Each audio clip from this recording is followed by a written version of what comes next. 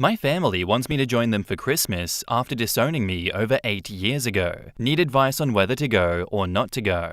After being disowned 8 years ago, my family has invited me, my wife, 27 female, and daughter, 1 female, for Christmas. After getting conflicting advice from my friends, one of my buddies told me to post my dilemma here to see what random internet strangers would say.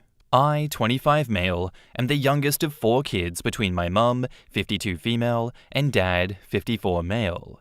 My siblings are fake names, Michael, 31 male, Sarah, 28 female, and my brother Casey, 25 male. For context, growing up I was the black sheep of the family, and I knew from a very young age. See, my family's full of athletes. My dad was an all-star basketball player for a D2 school. My mum played volleyball. Michael played soccer, Sarah played softball, and Casey was the star running back for the football team. I was never really interested in any of those physical sports, but rather I was interested in archery, which my family called a wimpy sport. My parents were always invested in my siblings and rarely ever attended my events, to the point where I basically had to beg them to come to my tournaments. Between the ages of 14 to 16, I had taken part in about 20 tournaments, while my parents only showed up to 1. I was never neglected by them, but they were never emotionally there for me, as they were for my siblings, and as a teenager, I resented that. Whenever I tried to bring this up to them, they would always call me an attention seeker. But, however, this is not why I was disowned from my family. When I was 15, I began dating Amy, 25 female, who was in the same grade as me at the time. I'm gonna guess that Amy was also 15 female, guys. A 15-year-old was not dating a 25-year-old. Let's just clear the air on that. After about 6 to 7 months of dating, I introduced her to my folks and my siblings, and they really liked her. I know I was young, but I could see myself having a future with her. Almost 2 years later, one of Amy's ex-friends told me that she had been cheating on me for a couple of months. At the time, I didn't know who the guy was, but after confronting her, she told me that it was my twin brother. She basically told me that while at first she loved me, the love that she had for my brother surpasses that. Later that day, when I confronted Casey at home, I was so enraged that I sucker punched him and knocked him out. I admit I shouldn't have gotten violent, but years of resentment towards him and the rest of the family just burst open. In exchange for my family not pressing charges on me, as I could have been tried as an adult in court, I was sent to live with my paternal aunt, 48 female, who at this point was estranged from the family and was living in another city about 2 hours away. From then on, I've not had any contact with them. At first I thought it was tough, but later on, with support from my aunt and her husband, I moved on from wanting a relationship with them. I transferred to a different high school and attended a university in my aunt's city and graduated as an electrical engineer. I later met my wife and got married to her. I, at the time of my wedding, thought about inviting them, but went against it because I didn't want any sort of drama at my wedding. From that point, me and my wife bought a house an hour away from my aunt and were blessed with a daughter a year ago. About a week ago, I received a Facebook message from my mother and father wanting to reconnect over Christmas at their house. I told them that I'd consider it, as I possibly have other plans, but would give them a clear answer soon. Later on, both Michael and Sarah sent me friend requests, which felt weird to me. My wife has told me that if I decided to go, she and my daughter would spend Christmas at my father-in-law's house, as she doesn't want to have to deal with unwanted stress, as she is 2 months pregnant, and I agree with her. My question to those reading this is, should I go and try and reconcile with my family, or should I not? I'm very conflicted on what to do. On one hand, they perhaps feel bad about what they did to me and want to apologize for what they did. But on the other hand, if I go there, they'll try to make me apologize to Casey, which I don't want to do. Any advice would be helpful. Edit: Amy is 25 now, but at the time we started dating, she was 15. My apologies. I'm new to this site, so my bad. Why did you have to list her as 25 there? It's just so weird, man. In the comments, Paisley Viking says, I think you should go another time. Spend Christmas with your wife and child. Visit your family at a less stressful time to see if they have any ulterior motives. It might just be about them wanting to see their grandchildren and not so much about you, which would be hurtful to you. I honestly wouldn't spend Christmas away from my pregnant wife for them. Maybe I'm missing something, but why Christmas? They could have reached out at any time and given you a chance to pick a convenient time, as they're the ones trying to amend things. I don't know. It seems weird to me. I personally wouldn't go unless you desperately want them back in your life. Nope. They only want to see your daughter. They've demonstrated no change. They are attempting to gang bomb you. Gang bomb? You mean like love bomb? So you feel guilty. Nope, nope, nope. It's a trap. Notice they didn't open with any remorse or any sign of an apology. They want something. Money, free work, an organ, access to your babies, or just to look good to their friends. I'm not saying don't go, but keep your expectations low, be ready for the "we need you to do X for us in order to properly reconcile" speech, and have a quick exit prepared. I can't imagine not spending Christmas with my spouse and child. They disowned you. F them. Spend time with your family, your real family. And after the new year, decide if you want to rebuild a relationship with your biological parents and siblings. I can't imagine sending my child away. Can you? Can you look at your daughter and imagine a scenario where you would disown her? I agree with these comments. I think it would be a stupid idea to go participate in that on Christmas of all occasions. I think you're acting out of emotion right now and setting plans in place that are ultimately going to cause more harm than good. I don't think it's a good idea, OP. Don't do it. If they wanted to, they would. And they've proven to you that they didn't and they won't. So yeah, if they do want to mend things and get to know their grandchildren, make them work for it. Make them do it at another time that's not taking valuable holidays away from you and your much closer, much more real family. And now, onto the update. I wanted to post earlier, but some things got in the way. 2 days after Christmas, my wife began to experience unbearable pain in her abdomen area, and she could hardly stand on her 2 feet. Me and her sister, 30 female, rushed her to the hospital, where we found out that my wife had suffered a miscarriage and that the fetus had to be removed right away. Honestly, the worst part for me was explaining to my wife what had happened. Due to complications surrounding the operation, my wife was forced to stay for 2 more days. Honestly, I have been trying to stay strong for my wife and my daughter, but I'm struggling right now. On to the update of the original post. Most of you that commented on the same day I posted told me not to spend Christmas with them because of the significance of that holiday. I agreed and decided I would spend the rest of the holidays with my wife. They never made time for me, so why should I make time for them? When I texted them this, I assumed they would argue with me, but rather, they said they respected my opinion and couldn't wait to see me after the holidays. I began to do some digging into my family to try and figure out why they've reached out. Michael is a corporate lawyer who works for a major company in my hometown. By looking through his Facebook page, he has 2 daughters and was married to his wife in 2016. Sarah appears to be married to a doctor. She herself, 8 years ago, was studying to be a nurse, and they have a son together. I have a friend who lives in my hometown and has parents who are friends with my parents. When I asked her about Sarah, she told me that Sarah had divorced her first husband, the one she was dating 8 years ago, after he had committed mail fraud. Casey got married to Amy right after high school, and together they've had 2 kids together. I couldn't exactly figure out what he or his wife do for a living through Facebook, but judging that they bought a big house last year in the midst of a pandemic tells me that they're not really struggling. My dad seems to be going through a midlife crisis, and my mum is really into the wellness community.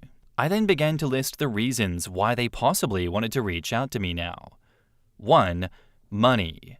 Unlikely because 8 years ago, my parents' combined salary was higher than my wife and my salary, and given that my siblings are not struggling financially, makes me think that money's not the reason. 2. Organ donation.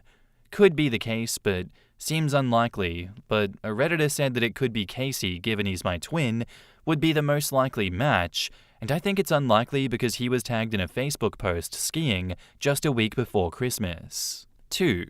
Regarding my daughter.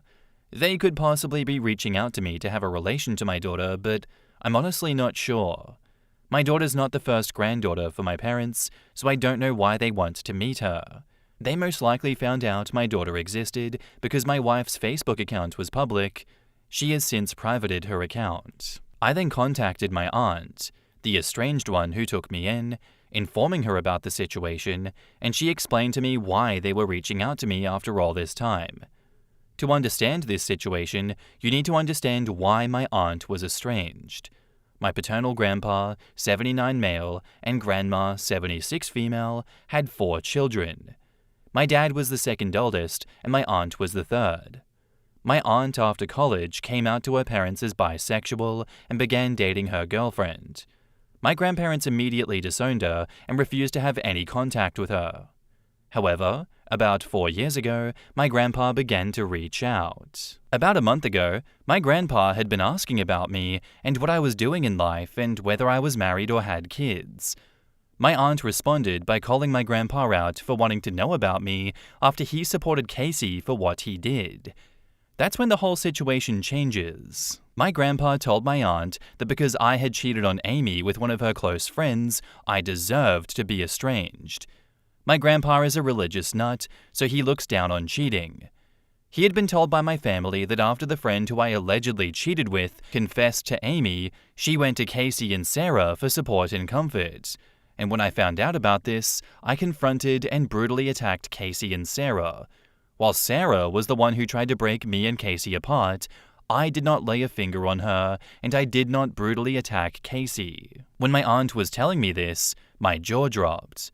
I could not believe that they hated me so much that they were willing to make up a terrible lie about me and spread it around. My aunt later told Grandpa the full truth on what truly happened, and my aunt told me that he was shocked because he always thought that Casey was a good kid. My grandpa then asked my aunt for my number, which she declined to give. I figured out why my parents and siblings wanted to get in touch with me. It turns out my grandpa had told my parents and siblings that if they didn't apologize for what they did to me and have me over for the family Christmas dinner, they would be cut off from his will. For context, he's a multi-millionaire. So that's why they reached out to me. Not to apologize about how they all wronged me in the past, but rather because if they didn't, they would not get anything from Grandpa. What a bunch of greedy people. After hearing about this from my aunt, I decided to block all of them. Why should I respond to them? At this point, all of them are dead to me. I have a wife to support after what she went through and a family that respects me in my in-laws. However, this does not end here, as 3 days after New Year's Eve, I received a call from an unknown number on my work phone. I'm used to getting calls from unknown numbers because of my career, and when I picked up, I heard my grandfather's voice. He most likely got my number from my company website. The first thing he did was apologize for not trying to get into contact with me for the past 8 years. He told me he was sorry that he couldn't be there for important events such as my graduation, my wedding, and the birth of my daughter. I wasn't really close to him before, so him cutting me off did not bother me. Later in the call, he told me he was so disgusted with the rest of my family that he's cutting them out of his will and adding me to it. I honestly didn't know how to feel about that, as the money would be helpful, but at the same time, I don't want him to use this as a way to force a relationship between me and my daughter. We talked for about half an hour. The way the call went made me think that perhaps I could build a good relationship with my grandpa, but then he told me something that got me really pissed off. He told me that he was disappointed in that my daughter had not taken the family name. For context, after I got married to my wife, the issue of what last name to use as a couple came up. For some legal reasons, I was unable to change my last name to my wife's last name, but we decided as a couple that all of our future children would have her last name. I, at this point, unloaded on my grandpa, calling him a senile old man and many other hurtful things, and told him to never contact me ever again. The audacity of this man to say that after what I went through is something. I will not let him use the money that I receive in the will to control me. Even if I receive the money, I will donate it to a local charity, but he's a man of false promises, so this is unlikely. These past few weeks have been really tough for me, and I hope to make it to the other side. My wife has privated her Facebook account, and her in-laws have done the same. What they do to try to contact me is beyond me. Hell, they'd probably hire a private detective to try to find me. I believe they don't know where I live, but you never know. I have thought of getting a restraining order, but given that there are lawyers within the family, means getting a restraining order will be hard. I didn't really get any time to answer questions in my last post before it was deleted for some reason. I'll do my best to answer any questions for the next day or two, but after this, I am done using Reddit for a while. Thank you for all of your advice, and I wish you all the best in this new year. P.S. I'm just wondering why my first post got taken down, as I hadn't violated any of the rules. In the comments, Accomplished Mike 816 says, "Wait, so did your siblings know the real story the whole time, or only the fake one? Did your siblings knowingly cover this up? If so, why? Why would they protect your brother over you?" OP says, "Sarah, my sister, knows for sure because she tried to pull me off my brother, and Michael most likely knows the real reason. They most likely covered it up. My parents covered for both of their university bills. I was never really close to them, so I don't know why they protected him." Wow, so Sarah knows your brother's a monster and still spread lies about you. That's awful. The fact that she did it because she was too scared of your dad not paying for college is terrible. I'm sorry for you having that family. OP says, "She was dependent on my parents, but now it's been a couple of years since she's been independent, and she still has not reached out to me." That's the thing. Your older siblings not reaching out after all of this time when they knew the truth is awful. Particularly, as I'm sure they still have contact with your asshole brother. Stay strong. Sounds like you've got a good family. Out of curiosity, have any other members of your family reached out or been notified of the truth? OP says, "My mom was an only child, and both my maternal grandparents passed away prior to the estrangement. My father's other two siblings never wanted to do anything with me. They have not reached out to me, and I don't know if they've been notified of the truth, and honestly, I do not care." Yeesh. Honestly, better that you just stay away from everyone at this point, and it sounds like you're going to do that. Nothing good is going to come from reconnecting with this family because it's all about the will and keeping your grandpa happy, but as you have seen from that phone call, your grandpa is also a piece of shit, so yeah, go no contact with everyone, cut all of them off, none of them actually care about you, there's no point. Seems like you're already doing all of that, and I hope it works out for you, OP. Sorry to hear that you've had to go through so much trauma and bullshit with your family, but seems like you're in a much better place now. Our next post is by user Substantial Jurian, and it's titled, "Am I overreacting for asking my wife to stay at her mum's after I caught her putting something odd in my coffee? I'm 46 male, really shaken, and need advice to know if I went too far. My wife, 49 female, and I have been married for 4 years, together for 7. She's always been so kind, always making my morning coffee, and we've had a good life together. English isn't my first language. I speak it well, but sometimes I struggle to explain feelings, so bear with me. For the past few weeks, I've been feeling off after drinking my coffee. Dizzy, nauseous, sometimes my hands shake. I thought maybe it's work stress or something I ate, but 2 days ago, I came home early and saw my wife in the kitchen, dropping some kind of powder into my coffee mug from a small, unmarked vial. It wasn't sugar or creamer. It looked strange, like medicine or worse. When she saw me, she slipped the vial into her pocket and said it was just a new coffee mix. But her voice was shaky and she wouldn't look at me. That evening, I asked her calmly to tell me what it was. She said that it was a natural supplement to help me feel better, but she couldn't say what it was or why there was no label. I got scared. Those symptoms I've been having aren't normal, and she's never hidden things before. I told her I needed space to think and asked her to stay at her mum's house for a few days.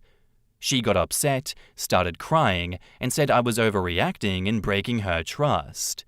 She left last night, and now she's texting me, saying that it was nothing harmful and that I'm making a big deal out of it. I kept the vial, but I'm too nervous to test it. I love her. She's my everything, but I'm scared she might be putting something bad in my coffee. Am I overreacting for asking her to leave? I can't sleep, and I keep checking the locks on the door, feeling paranoid in my own home.